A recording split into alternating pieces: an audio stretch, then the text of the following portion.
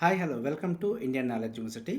మనకు సింగరేణి కాలేజ్కి సంబంధించి ఎంప్లాయ్మెంట్ నోటిఫికేషన్ అయితే రావడం జరిగింది. సో దానికి సంబంధించి ఆన్లైన్ అప్లికేషన్ ప్రాసెస్ ఏ విధంగా చేయాలనే విషయాన్ని అయితే చూసే ప్రయత్నం చేద్దాం. సో మనం ముందుగా అయితే గూగుల్లో మాత్రం మనం SCCL అని చెప్పి ఎంటర్ చేయగానే మనకు ఈ విధమైన పేజీ రావడం జరుగుతుంది. సో ఇక్కడ మనకు సింగరేణి కాలేజ్ కంపెనీ లిమిటెడ్ అని చెప్పి రావడం జరుగుతుంది. ఇది అఫీషియల్ వెబ్సైటు. సో ఇది క్లిక్ చేసిన తర్వాత మనకి ఈ విధమైన పేజ్ ఓపెన్ అవుతుంది. ఇక్కడ మనం కెరీర్ సెలెక్ట్ చేసుకోవాల్సి ఉంటుంది. సో ఈ కెరీర్లో మనకు రిక్రూట్మెంట్కి సంబంధించి ఆప్షన్ క్లిక్ చేయగానే మనకు ఈ విధమైన పేజ్ ఓపెన్ అవుతుంది. సో ఇక్కడ చూసుకోవచ్చు మనకు న్యూస్కి సంబంధించి కానీ ఆల్ టికెట్స్ కానీ పే స్కేల్స్ కానీ నోటిఫికేషన్ కానీ ఆన్లైన్ రిజిస్ట్రేషన్ సంబంధించి డీటెయిల్స్ అయితే ఇక్కడ ఇవ్వడం జరుగుతుంది. సో మనకు ఆన్లైన్ అప్లికేషన్ కాబట్టి మనకు ఇక్కడ ఆన్లైన్ రిజిస్ట్రేషన్ మీద క్లిక్ చేయగానే మనకు ఈ విధమైన పేజ్ ఓపెన్ అవుతుంది. సో ఇక్కడ నోటిఫికేషన్ నెంబర్ 1/2024 సంబంధించి ఇక్కడ మనకు ఇక్కడ ఇవ్వడం జరిగింది. Click here for details and apply online చెప్పి ఇవ్వడం జరిగింది. సో ఇది క్లిక్ చేయగానే మనకు ఈ విధమైన పేజ్ ఓపెన్ అవుతుంది. సో మనకు మార్చి 1 నుంచి మార్చి 18 వరకు అప్లికేషన్ చేసుకోవచ్చు అంటే ఇవ్వడం జరిగింది. సో ఇక్కడ మనకు నోటిఫికేషన్ సంబంధించి డీటెయిల్డ్ నోటిఫికేషన్ కావాలంటే ఇక్కడ క్లిక్ చేయాలి. లేదంటే మనకు ఆన్లైన్ అప్లికేషన్ కోసం ఇక్కడ అప్లై ఆన్లైన్ చెప్పి క్లిక్ చేయగానే ఇది ఓపెన్ అవుతుంది. అప్లై చేసిన వాళ్ళైతే రీప్రింట్ అప్లికేషన్ కోసం చెప్పి ఇక్కడ క్లిక్ చేయవలసి ఉంటుంది. సో ఇది రీప్రింట్ క్లిక్ చేసినప్పుడు దీనికి సంబంధించి మీరు ఏ పోస్ట్కి అప్లై చేశారో ఆ పోస్ట్కి సంబంధించి డీటెయిల్స్ అడుగుతుంది. దాని తర్వాత మనకి application number, date of birth అడుగుతుంది. సో దీంతో మనం అప్లికేషన్ ఫామ్ అయితే ప్రింట్ తీసుకోవచ్చు. సో మనం ఆన్లైన్ అప్లికేషన్ ఫామ్ ఏ విధంగా ఫిల్ చేయాలో చూసే ప్రయత్నం చేద్దాం. సో మనం ఇక్కడ అప్లై ఆన్లైన్ అనగానే మనకు ఈ విధమైన పేజ్ ఓపెన్ అవుతుంది. సో ఇక్కడ మనకు మీరు ఏ పోస్ట్కి అప్లై చేస్తున్నారని చెప్పి ఏదైతే మనకు స్క్రోల్ చేసుకోవచ్చు. మనకు ఉన్న క్వాలిఫై మైనింగ్, సివిల్, పర్సనల్కి సంబంధించి ఇన్ని రకాల పోస్టులు అయితే అందుబాటులో ఉన్నాయి. సో మీరు దేనికి ఎలిజిబుల్ ఉన్నారో దానికి సంబంధించి సెలెక్ట్ చేసుకోవాల్సి ఉంటుంది. సో అదేవిధంగా ఇక్కడ సర్నేము మరియు నేమ్ అయితే ఎంటర్ చేయవలసి ఉంటుంది. ఇది మనకు SSC 10th మెమోలో ఏ విధంగా ఉందో సేమ్ అదే విధంగా ఇక్కడ ఎంటర్ చేయాల్సి ఉంటుంది.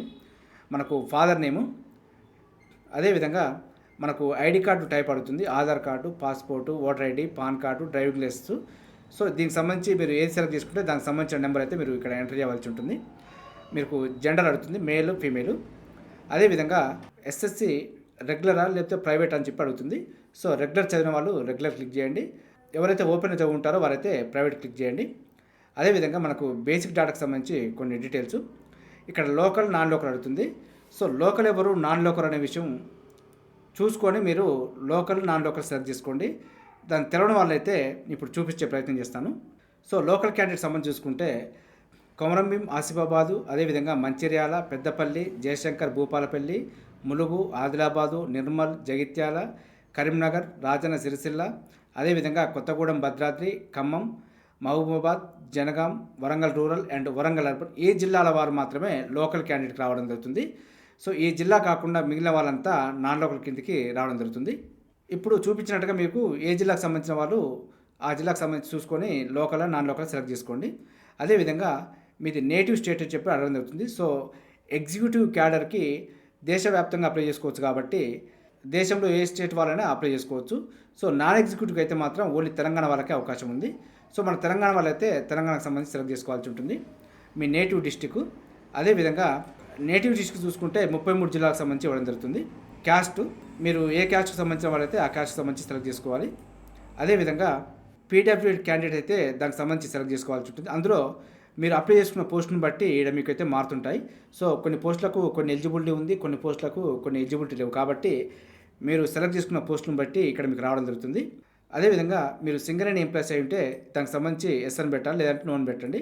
SN పెట్టిన వారు వాళ్ళకి సంబంధించిన ఐడి నెంబర్ ఎంటర్ చేయవలసి ఉంటుంది. మీ బంధువులు ఎవరైనా సింగరేణిలో ఎంప్లాయీస్గా ఉన్నారని చెప్పి అడుగుతుంది. ఉన్న వాళ్ళైతే SN పెట్టండి, లేదంటే నోన్ పెట్టండి. SN పెట్టిన వారు వారికి సంబంధించిన ఎంప్లాయీ నెంబర్ అయితే ఇవ్వాల్సి ఉంటుంది. అదేవిధంగా క్యాండిడేట్ యొక్క డేట్ ఆఫ్ బర్త్ మనకు ఇక్కడ ఎంటర్ క్యాప్చా అని చెప్పి ఇవ్వడం జరిగింది. సో క్యాప్చా ఎంటర్ చేసిన తర్వాత ప్రొసీడ్ నెక్స్ట్ అని చెప్పగానే మనకి ఇదంతా అప్లోడ్ అవుతుంది.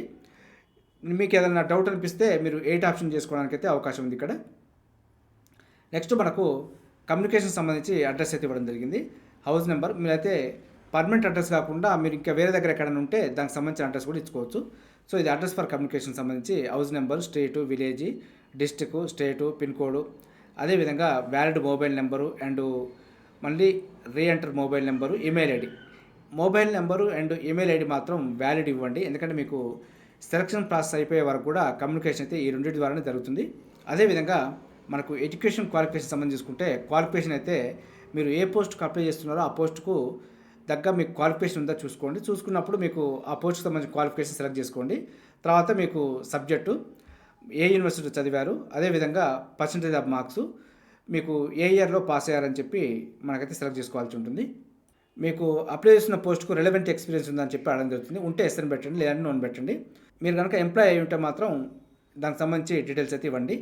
అదేవిధంగా ఎంప్లాయ్మెంట్ ఎక్స్చేంజ్లో కనుక మీరు నమోదు చేసుకొని ఉంటే మీరు ఏ ఎక్స్చేంజ్లో నమోదు చేసుకున్నారని చెప్పి దానికి సంబంధించిన పేరు అయితే ఎంటర్ చేయాల్సి ఉంటుంది. అదేవిధంగా ఎంప్లాయ్మెంట్ రిజిస్ట్రేషన్ నెంబరు, ఇది ఆప్షనల్, ఉంటే పెట్టండి, లేకపోతే లైట్ తీసుకోండి. అదేవిధంగా ఐడెంటిఫికేషన్ మార్క్స్ మనకు 10th క్లాస్ మెమోలో అయితే 2 ఉంటాయి. సో మీకు పుట్టమచ్చలు ఎక్కడ ఉన్నాయని చెప్పి అడగడం జరుగుతుంది. సో దానికి సంబంధించి 10th మెమోలో ఏ విధంగా ఇచ్చారో మీరు కూడా ఇక్కడ అదే విధంగా రాయాల్సి ఉంటుంది. ఆ తర్వాత మనకి డాక్యుమెంట్స్ అయితే అప్లోడ్ చేయాల్సి ఉంటుంది. సో మనకు క్వాలిఫికేషన్ సంబంధించి డాక్యుమెంట్స్ అయితే అప్లోడ్ చేయాలి. అదేవిధంగా ఫోటో విత్ సిగ్నేచర్ మీరు అప్లోడ్ చేసేటప్పుడు మాత్రం ఫోటో సపరేట్గా, సిగ్నేచర్ సపరేట్గా ఉండొద్దు. ఫోటో విత్ సిగ్నేచర్ రెండింటిని కలిపి స్కాన్ చేసి అప్లోడ్ చేయాల్సి ఉంటుంది. అది మనకు 10 to 50 KB మధ్యలో ఉండాలి. ఇది జేపీజీ ఫార్మాట్లో ఉంటుంది. అదేవిధంగా క్వాలిఫికేషన్ సంబంధించి ఫైల్ మాత్రం 100 to 300 KB మధ్యలో ఉండాలి. ఇది పీడిఎఫ్ ఫార్మాట్లో ఉండాలి. ఇది మనకు 2 ఆప్షన్స్ అయితే ఇవ్వడం జరిగింది. అదేవిధంగా ప్లేస్ మీరు ఎక్కడి నుంచి అప్లై చేస్తే అక్కడికి సంబంధించిన ప్లేస్ అయితే మీరు ఎంటర్ చేయండి. ఆ తర్వాత మనకు డిక్లరేషన్ బాక్స్లో మనం టిక్ చేయవలసి ఉంటుంది. ఆ తర్వాత మనకి ఆల్ ఫీల్డ్స్ మీరు వెరిఫై చేసుకున్నారని చెప్పి అడుగుతుంది. సో ఇక్కడ కూడా మనం టిక్ చేయవలసి ఉంటుంది. సో మనకు మీరు కనుక ఎంటీ బాక్స్ కనుక వదిలిపెడితే మాత్రం అప్లికేషన్ ఫామ్ అయితే సబ్మిట్ అవుతుంది. ఆ తర్వాత మీకు ఎంటీ బాక్స్ కారణంగా కూడా మీకు రిజెక్ట్ అయ్యే అవకాశం ఉంది. కాబట్టి 1-2 సార్లు మీరు ఎక్కడన్నా ఫిలప్ చేసే బాక్స్ వదిలిపెట్టాలో చూసుకొని పూర్తి డీటెయిల్స్ నింపాను అనుకున్న తర్వాత మాత్రం మీరు సబ్మిట్ చేయండి. సబ్మిట్ చేసిన తర్వాత మీకు పేమెంట్కి సంబంధించి విండో అయితే ఓపెన్ అవుతుంది. సో అక్కడ మనకు పేమెంట్ లింక్ ఓపెన్ అయిన తర్వాత సో దానికి సంబంధించిన పేమెంట్ చేసుకున్న తర్వాత మనకు అప్లికేషన్ ప్రాసెస్ సక్సెస్ఫుల్లీ కంప్లీట్ అని చెప్పి రావడం జరుగుతుంది. సో అదేవిధంగా మీరు అప్లికేషన్ ఫామ్ ఫిల్ చేసిన తర్వాత మీరు అప్లికేషన్ నెంబర్ అయితే నోట్ డౌన్ చేసుకునే ప్రయత్నం చేయండి. ఫర్దర్గా మనకు ఏదైనా అవసరానికైనా కూడా మనకు అప్లికేషన్ ఫామ్ నెంబర్ అయితే కావాల్సి వస్తుంది. సో మనం తర్వాత రీప్రింట్ అప్లికేషన్ కావాలన్నా కూడా మనకు అప్లికేషన్ నెంబర్ అయితే అవసరం ఉంటుంది. కాబట్టి మీరు సబ్మిట్ చెప్పిన తర్వాత ఖచ్చితంగా అప్లికేషన్ నెంబర్ అయితే నోట్ డౌన్ చేసి పెట్టుకోండి. అదేవిధంగా ప్రింట్ కూడా తీసి పెట్టుకునే ప్రయత్నం అయితే చేయండి. ఇది మనకు సింగరేణి కాలేజ్కి సంబంధించి అప్లికేషన్ ప్రాసెస్ సంబంధించి కొన్ని డీటెయిల్స్ అయితే మీకు చెప్పే ప్రయత్నం చేశాను. ఇదే విధంగా మన ఛానల్ అయితే ఎప్పటికప్పుడు అప్డేట్ సమాచారంతో పాటు ప్రతిరోజు మార్నింగ్ అయితే విద్యా ఉద్యోగ సమాచారం అయితే రావడం జరుగుతుంది. మన ఛానల్ని చూస్తున్న వారు సబ్స్క్రైబ్ చేసుకొని ఫాలో అవుతూ ఉండండి. ఈ వీడియో నచ్చితే లైక్ చేయండి, షేర్ చేయండి, సబ్స్క్రైబ్ చేసుకోవడం మాత్రం మర్చిపోవద్దు. Have a nice day.